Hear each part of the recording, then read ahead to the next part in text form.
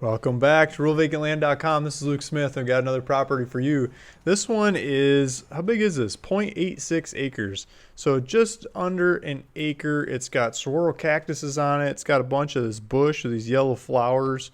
And there's one of the cactuses that's on the property. This is a picture from the actual property. And hired a guy to go out and take some pictures of this one. It's on a good paved road with a power line right across the street. Properties in the area are like $100,000 plus, 120 grand, 200 grand, whatever. And there's a bunch of fancy houses in the area. I'm just asking 49,000 bucks. So if you're an enterprising individual, you could go look at all my information. Go figure out your own information too. Don't just take my numbers and run with it, but look at the market. And I think you could buy this for me at 49 grand. You could mark it up to 99 grand. And, I can get you the pictures, same pictures and stuff, and get the right realtor out there that actually does tours. Like, I just send you out with GPS coordinates to go do it yourself, right? I'm a do-it-yourself guy. That's what I like. But get the touchy-feely realtor out there that can go give people the tours and explain who, what, how, when, all that stuff. I bet you could do it for 99 grand. You'd still be the cheapest one in the market. You'd double your money.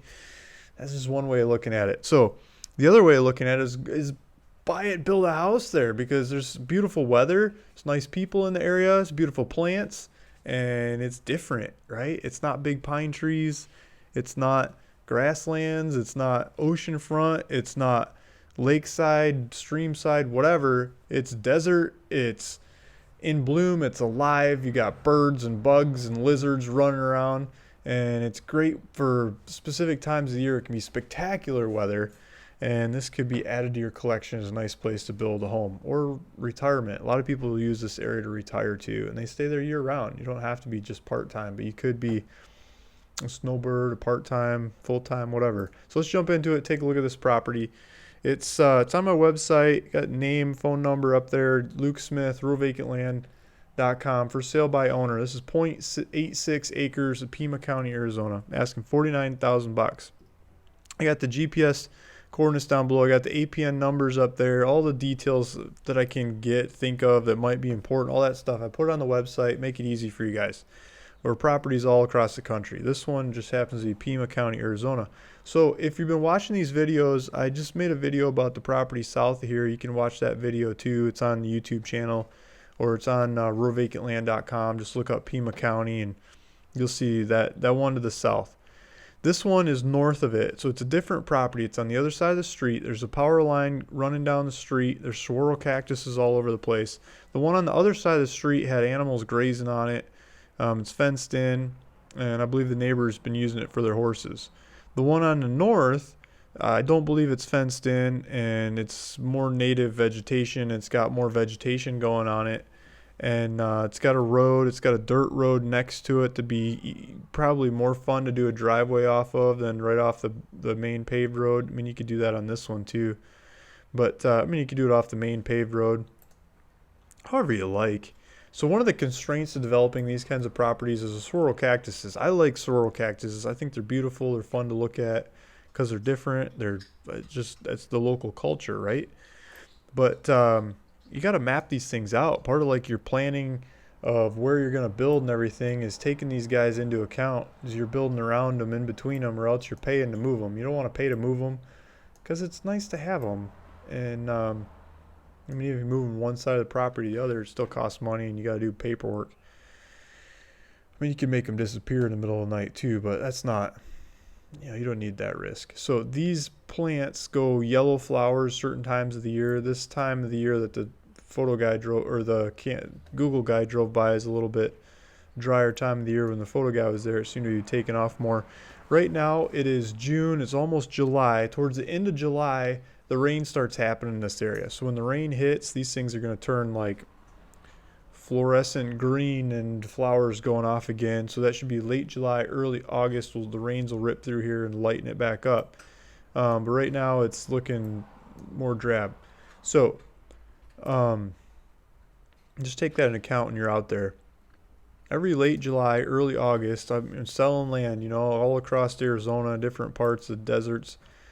people call me up and they're out in the middle of nowhere looking at my land and they're stuck and they're asking me for help. Like, how do I get unstuck in the middle of nowhere, and trying to figure out directions of where they're at. It's every year. The rains come and the shoppers get stuck. So please plan accordingly. Like, just know where you're going, and that it rains. It does rain in Arizona towards into July and early August.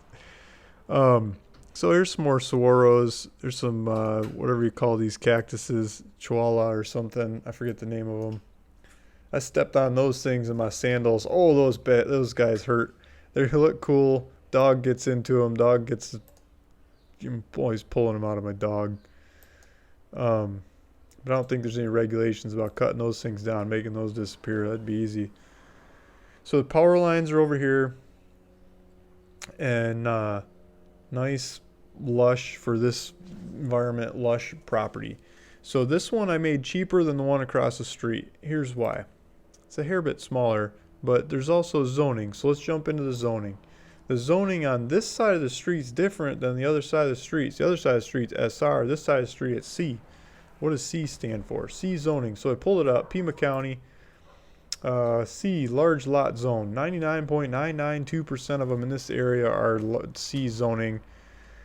Very few of them are R36. R36 is like making neighborhood 3,600, basically 1 acre lots, pretty much. Just a little bit bigger than an acre. So it's not that. It's just large lot stuff. So I pulled up the CR1s. There's CR1, CR2, CR3. I'm not sure exactly which one it is. So I'm going to the CR1s. It's going to be the basic level of that. And I think the 2 and 3s will let you do more and more. But just the way it is. So you can build houses. You can build a house, go for it. Residential, go build a house, have fun.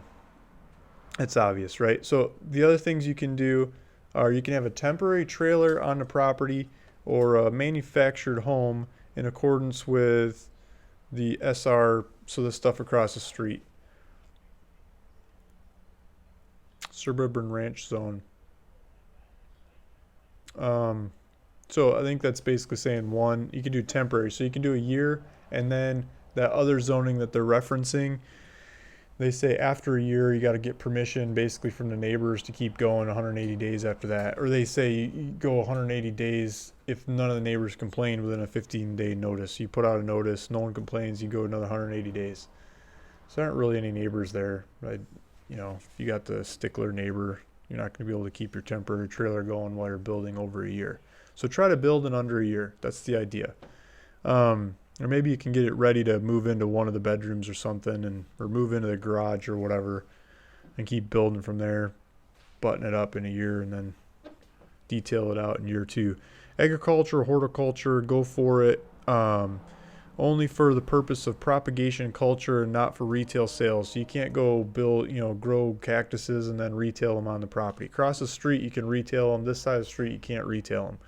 Includes any number of poultry, rabbits, and similar small animals. Okay, so you can go crazy on the number of animals you can grow there for smaller numbers of animals. The other side of the street, I think they had restrictions for numbers of animals. So, lots not less than.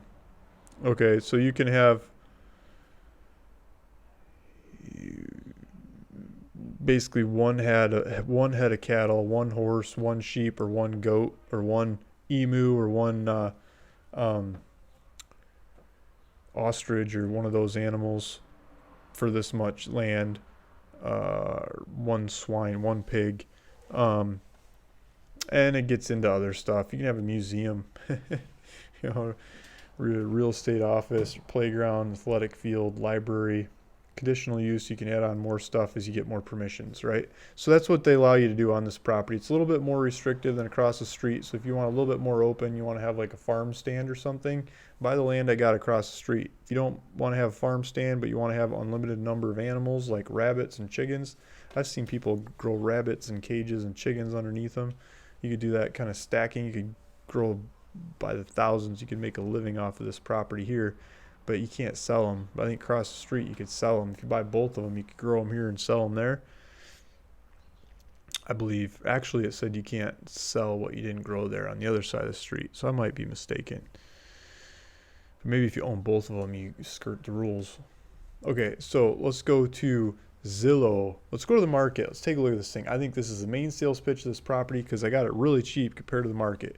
So let's look at this. I am asking $49,000, and if we zoom into the area that this property is, we're doing this in the other video. It's right up in this area. The cheapest thing in the area is 110 grand down here. 110 grand. I'm asking 49,000 bucks.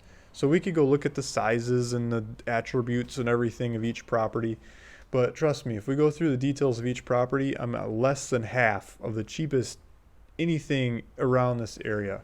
And a lot of it's like 200, you know, it's not even double and then some. It's like quadruple the price that I'm asking. So if you start pitching the attributes of these properties with good pictures and you got a good realtor presenting it for you on your case, I think you could double the price of what I'm doing and still be the cheapest in the market. Probably take a little bit more time than I'm used to waiting for these things to sell, but I think you could double it and get away with it on this just because of the area. There's nothing like that in the area. I mean, you got to go way down here, 75 grand. That's a different area. You know, this area, it's just not happening. You get these big saguaro cactuses. People move from the Northeast and the Midwest and stuff to go live next to these cactuses and the weather you got here, and you can serve it up to them. So the next one is, I pulled up realtor.com. So let's pull up realtor. Here's $5,000 Diamond Bell Ranch. That's way down south. Cheapest land in the county because the regulations are awful. But up here in northern parts of Pima, no, they don't have those regulations. Much easier regulations. Okay, same thing. I mean, well, here you go. Here's a $99,000 one. Oh, it's pending. Yeah, it's quarter acre. It's gone. So the 99's gone. 119's gone. 135's gone. There's still a 120 that's up for sale. 120s are happening. And they're in the same road. Some 120s on the same road. Where is that? So over here, they're not selling. Poltvin Road, whatever. But lots of the other areas are selling over 100 grand, around 100 grand. Seems to be selling the properties. I'm asking 49 grand. 49 grand, boom. And if you're doing one, you might as well do two. I got one across the street for 59 grand. Go mark them both up. Get them marketed right from a local. Charge more, take off with them. Or go build on them, save them, keep them, whatever. Let's go back to the website. 0.89 acres on this. Sorry, 0.86 acres. 0.86 acres. There's a $500 deposit on the property I'm asking for. There's a blue button over there. Where'd it go? You know, you can see the blue button. The blue button is it's just a deposit. It's on this side right here. Boom, click the buy it now, and it starts asking for your information and just some basic title information that I want to use to get on the paperwork for we'll take to a title company. I'd like to do this one through a title company. So click, hit next. Puts 500 bucks in the kitty. It says, you know, take this thing off the market. I'm agreeing to buy it, and I mean, if you change your mind the next day or two or whatever, I'll just give you your money back. It's not that big a deal. It's not like a earnest money. It's a deposit. It's a deposit that you promise you're gonna go buy this thing. If you go ghost on me and disappear, I'm gonna keep the 500 bucks. You don't do the paperwork, but I mean, if you're serious about buying it, put the 500 bucks down. We'll go do paperwork and go make it happen. Thank you guys. This is Luke Smith, ruralvacantland.com, and just bringing you some more easy, cheap land. And if you want to see more of these videos, more of these deals, hit subscribe. I'll keep serving them up. I don't know if I can keep going with these kinds of $50,000 spreads, but I'm going to darn well try. And hopefully you can take them to the bank and come back and buy some more. Thank you. See you in the next video. Talk to you soon. Bye.